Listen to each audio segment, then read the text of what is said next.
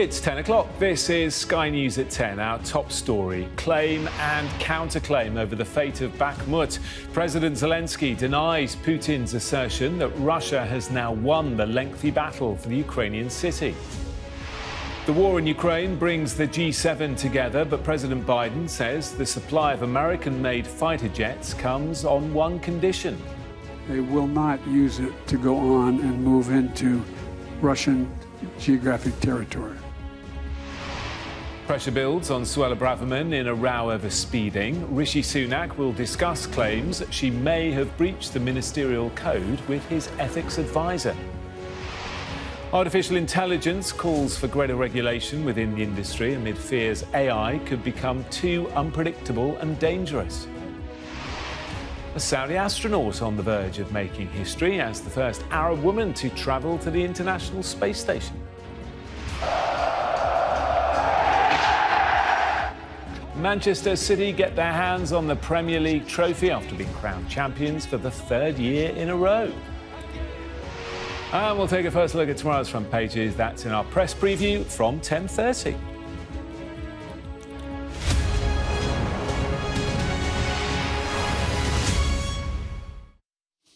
A very good evening. Thanks for joining us. For over 9 months, a bloody battle has raged in the Ukrainian city of Bakhmut. Today, with little left but rubble, President Putin claimed it's now under Russian control, thanks to the help of mercenaries known as the Wagner Group. But Ukraine's president remained defiant, denying the fight is over. Well, Bakhmut lies on the front line between Russian and Ukrainian forces in the east of Ukraine. Even if Russia has won full control, its victory would be largely symbolic. As Mr. Zelensky conceded today, it has already been almost entirely destroyed. Our international correspondent, Alex Rossi, reports now from eastern Ukraine.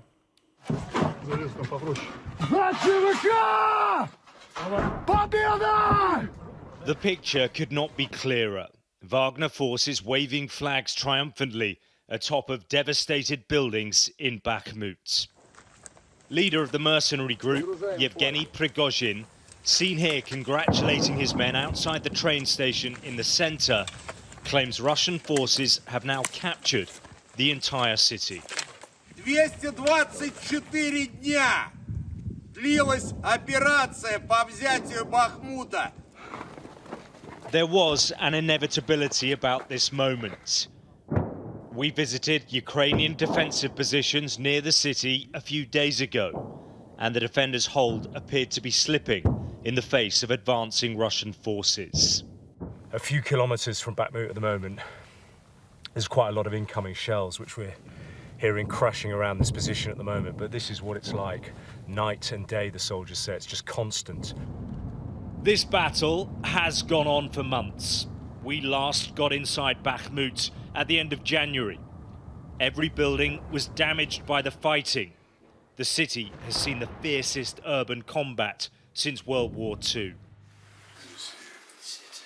In Japan, for the G7, Volodymyr Zelensky, who was meeting with the US president, acknowledged the situation was desperate, but later maintained Ukraine would keep up its defense. You have to understand that there is nothing. They destroyed everything. There are no buildings. It's a pity, it's tragedy, but for today, Bakhmut is only in our hearts. But the horrific battle for Bakhmut will not decide the outcome of this conflict. It is of limited strategic value. What's happened here is, though, a blow for Ukraine. It's invested huge amounts of resource in its defence. Russia's declaration of victory comes, though, at an enormous cost. Moscow has won a place of ruination. Tens of thousands of Russian soldiers have been killed here, and there's nothing left in the city. It is absolutely devastated. Alex Rossi, Sky News, Eastern Ukraine. Well, on the final day of the G7 summit in Hiroshima, leaders of the world's richest democracies said they wouldn't back down from supporting Ukraine. Joe Biden said he'd received assurances from President Zelensky that F-16 fighter jets provided by the West would not be used against Russian territory. Other leaders took the opportunity to remind their audience that it's not just Russia, but China too, which remains a threat to the West. Here's our international affairs editor, Dominic Waghorn.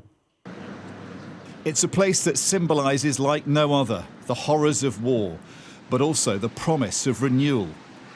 Volodymyr Zelensky came to pay his respects at Hiroshima, and he said, to find hope. The pictures of ruined Hiroshima really remind me Bakhmut and other similar settlements and towns. Just the same, nothing alive left. All of the buildings have been ruined. And now Hiroshima is a rebuilt city. President Zelensky has spent the week on a whirlwind tour, maximising diplomatic support before Ukraine's counter-offensive can begin. He is now sounding increasingly confident and uncompromising in his demands of the enemy. If Russia is allowed to keep even a sliver of the territory it occupies, international law will never again apply. But the biggest news this weekend, F-16s will be sent finally to Ukraine. American-made modern fighter jets could make all the difference in this war. When they'll be sent isn't clear, and they'll be supplied with conditions attached, says Joe Biden. I have a flat assurance from Zelensky that they will not use it to go on and move into Russian geographic territory. But wherever Russian troops are within Ukraine in the area, they would be able to do that. When it was once G7 plus Russia, Ukraine is now the honoured guest. Pictures that will pack a punch in Moscow, but Beijing too. Russia's failure so far in this war, a clear deterrence to China not to invade Taiwan. Okay, thank you. Britain's Prime Minister echoing the sentiments of his G7 allies. China poses the biggest challenge of our age to global security and prosperity. They are increasingly authoritarian at home and assertive abroad. And as the G7 have showed, the UK's response is completely aligned with our allies. This is all about de-risking, not decoupling. And with the G7, we are taking steps to prevent China from using economic coercion to interfere in the sovereign affairs of others. President Zelensky's whistle-stop diplomacy has paid dividends, heading home now with fresh assurances from allies.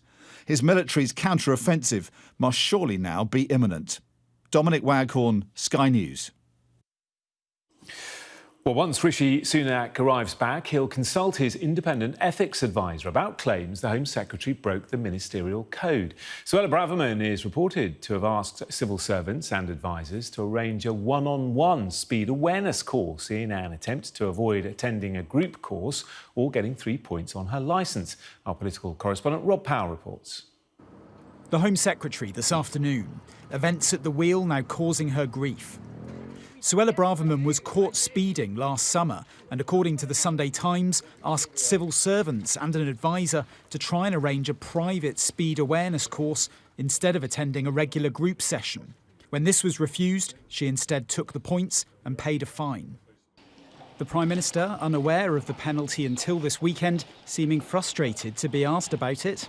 Did you have any questions about the summit? And ducking the question of whether he had full confidence in his Home Secretary. I don't know the full details of what has happened, nor have I spoken to the Home Secretary. I think you can see firsthand what I've been doing over the last day or so. But I understand that she's expressed regret for speeding, accepted the penalty and paid the fine. Number 10 later said the Prime Minister did have confidence in Suella Braverman. Labour calling for an inquiry into whether the ministerial code had been breached. Suella Braverman's got form on this, hasn't she? You'll remember she actually had to resign as Home Secretary under Liz Truss because she sent confidential documents to a Tory MP when she shouldn't have done that, and Rishi Sunak reappointed her. Others say high-profile people like the Home Secretary are allowed to take private speeding courses. She is eligible for a one-to-one, and many of the course providers actually prefer to have a one-to-one because it proves to be less of a distraction. So from that perspective, she's done absolutely nothing wrong. But critics say asking civil servants at the Home Office to deal with personal affairs would be against the rules. While some suggest Suella Braverman was trying to avoid being publicly identified by attempting to arrange a private course, those close to her cite security issues and say her protection team would have needed to come to any group session. But this comes at a tense time for the Home Secretary, who's no stranger to controversy. In her Hampshire seat today, little sympathy from voters. If I did it or anybody else did it and we were given a fine or whatever, we wouldn't have any other option. I don't think the right wing of the Tory party wants to see her go, and she has their full support. We welcome you unless you come on a vote. A polarising figure, Suella Braverman frustrated some party colleagues this week with a punchy and personal speech at a right-wing conference. Under pressure over migration too, it all makes for a tense political backdrop from which embarrassing stories often more easily emerge. Well, let's bring in Rob, who's outside the Home Office in Westminster for us tonight. So, Rob, how significant is this meeting between the Prime Minister and his ethics advisor?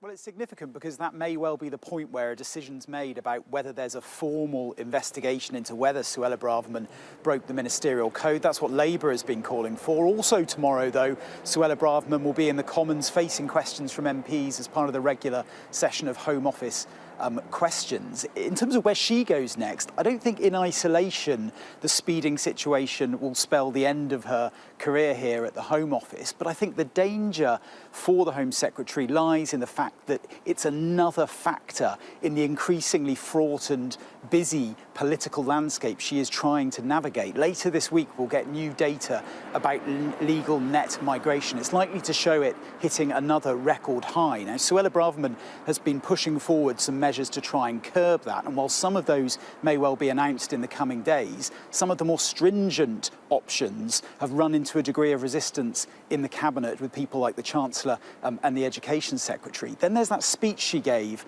almost a week ago, just up the road from here. That didn't go down well with some colleagues in her party who felt that it sounded almost more like something a Tory leadership contender would give rather than a sitting government minister.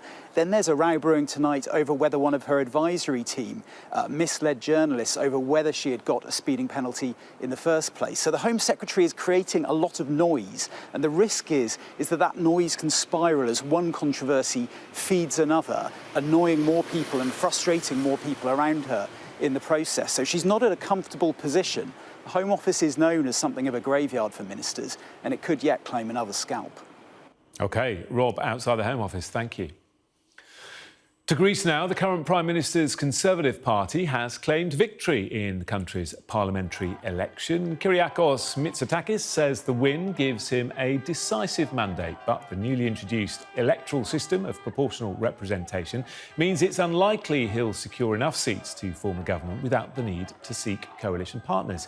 He'll have 3 days to negotiate a coalition with other parties, but if that fails, a second election could be held next month.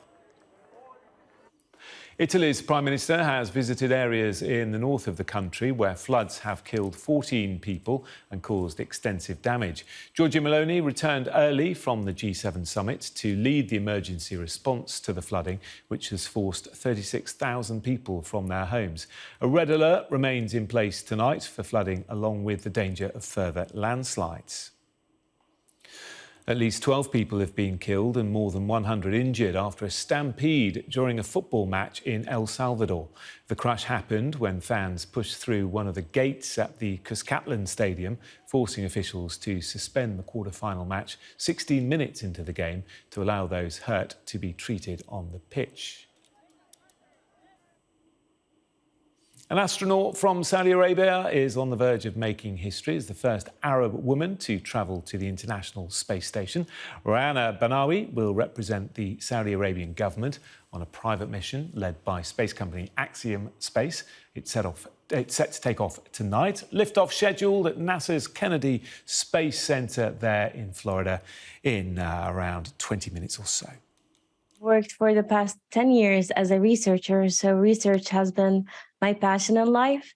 I have worked on stem cells and tissue re-engineering, and I'm very happy and honored to be here today representing the government of Saudi Arabia and the Saudi Space Commission as the first Saudi women astronaut going to the International Space Station.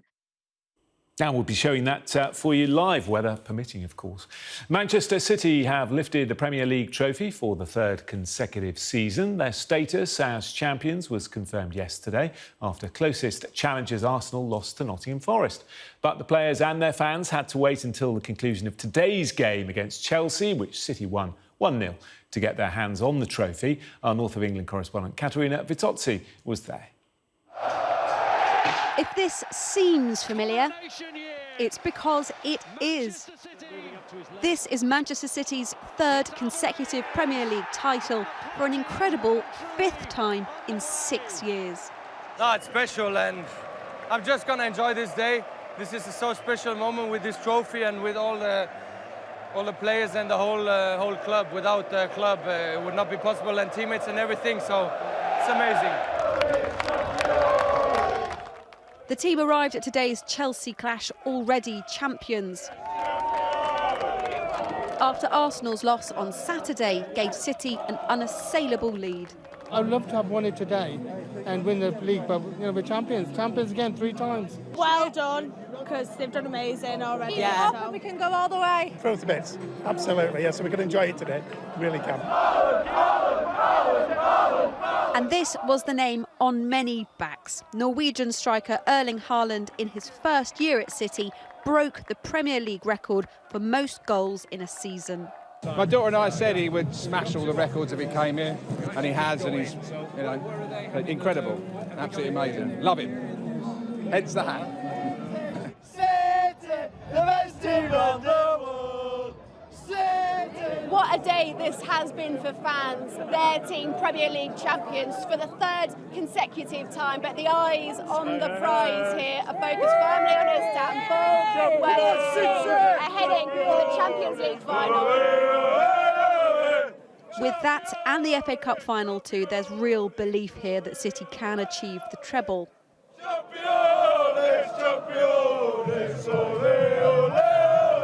But hanging over celebrations are ongoing questions about whether the club has broken Premier League rules on spending. Manchester City faced more than 100 charges from the Premier League.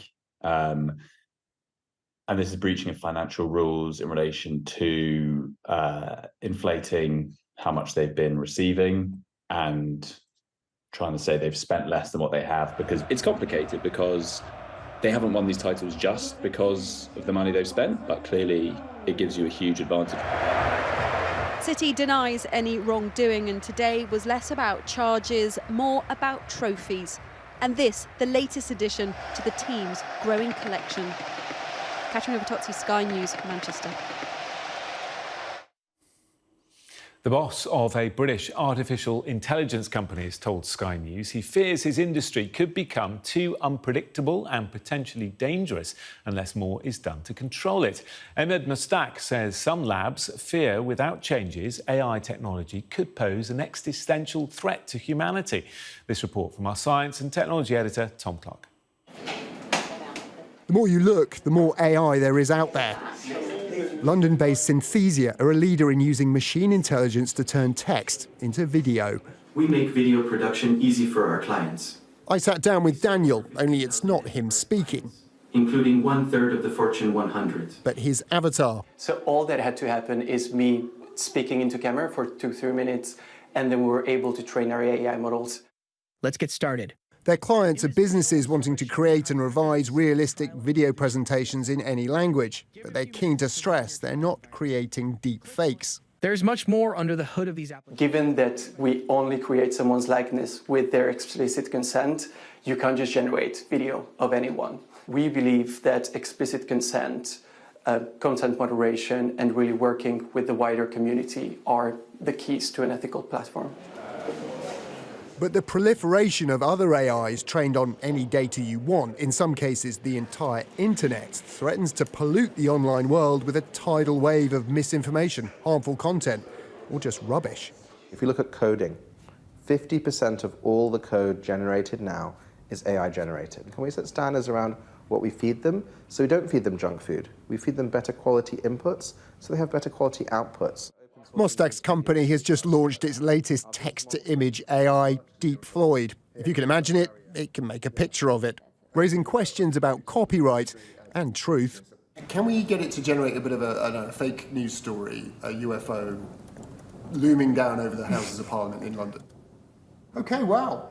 The problem is even using some classic tools like Photoshop, people can do a lot of fakes. Nowadays, I think maybe in the next few years we will see a lot of fake images that will be very, very close to real quality. These images are watermarked to show they're AI generated, but it doesn't take much expertise to get round that.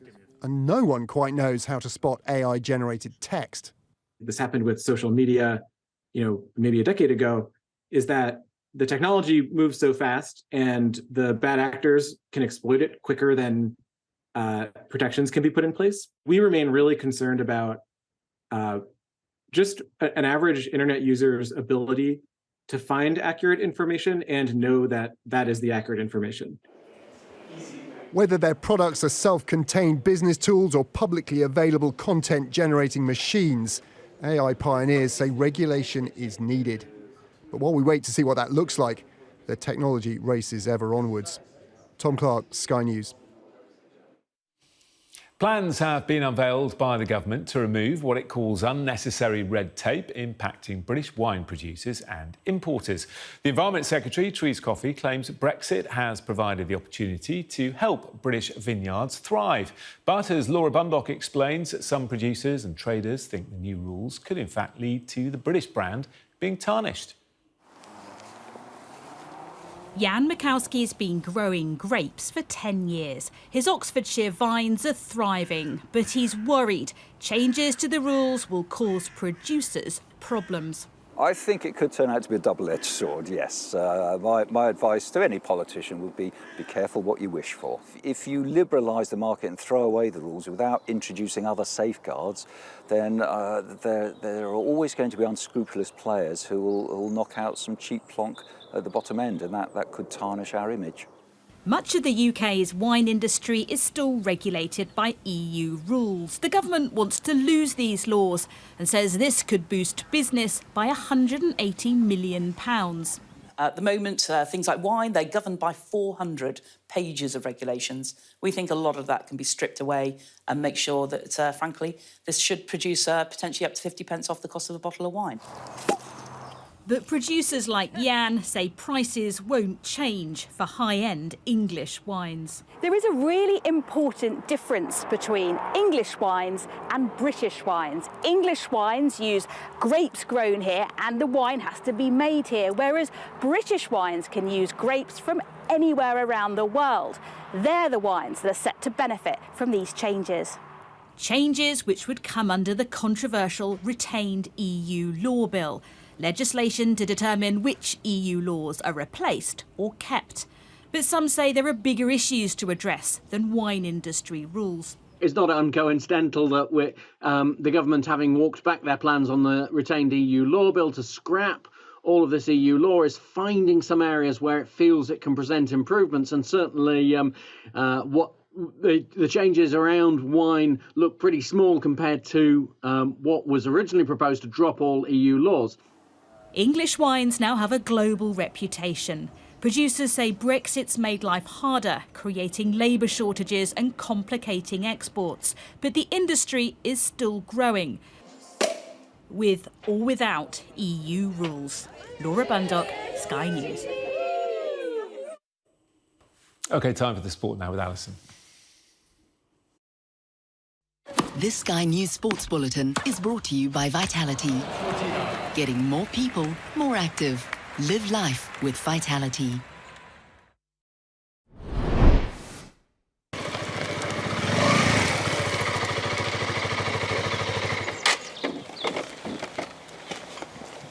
Hi, my name is Khadija and I train as a jockey, and this is a day in my life during Ramadan.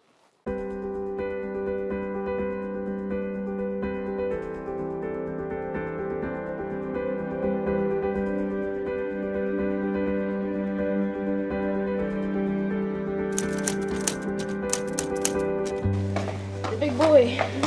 Ramadan is is a time during the year where I can really simplify and break down what it means to be a Muslim for me. It's also a month of discipline. Riding out, having a routine takes discipline. So we come in and get the horses cleaned and tacked up, grab your equipment, get on.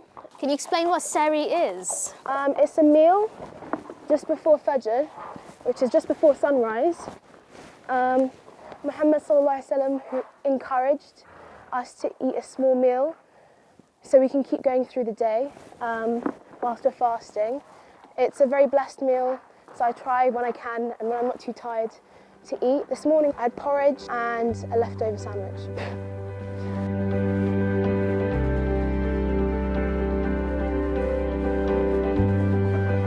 In terms of riding out, it's not too hard. I only have 2 horses a day in the mornings. When I'm riding more, so sort of 3 or 4 horses a day, it can get quite tough. But currently I've just stuck to 2, so we're all good so far. It can be quite tough. It is a lot of patience, but once you get a routine of just eating slightly later and having breakfast so early, you just sort of like your body adjusts to it. It also reminds you that, like, you know, we are simple creatures, human beings, and, you know, we're not as invincible as we think. And I think in the 21st century, we forget how fragile as humans we are and how much we depend on things. And for me specifically, like, in a world where everything is so easy to get, having restrictions and practicing, like, restricting your desires is all about sort of like self-discipline and understanding your limits. So this is a day in the life of me training in the mornings. I'm going to head back to my house to pray Dhuhr and Asr, and during Ramadan my goal is to try and pray my prayers on time, so gotta head back quite quickly.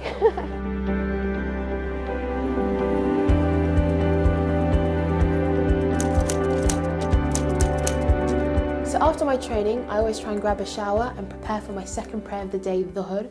Before I can do that, I have to do wudu, which is a cleansing process. How often do you read the Quran? During Ramadan, it is one of the main things that we're supposed to focus on, is returning back to the Quran and getting closer to the Quran. So I'm going to make a huge effort to try and read this more often. Now it's time to pray Asr. Allah Akbar. So the sun's setting, which means that I need to go and pray my 4th prayer of the day, Maghrib. I'm going to make my wudu. This Sky News Sports Bulletin is brought to you by Vitality. Alison, thank you. And that was Sky News at 10. Coming up, we're going to take a first look at Monday's front pages in the press preview, including this story. It's on the front of tomorrow's Guardian. Their headline, pressure on Prime Minister to launch inquiry into Braverman's speeding row. Rishi Sunak on his way back from Japan, of course. And tonight, I'll be joined by the former Conservative Special Advisor, Anita Boateng, and the political editor of the HuffPost UK, Kevin Schofield. Do join us all next.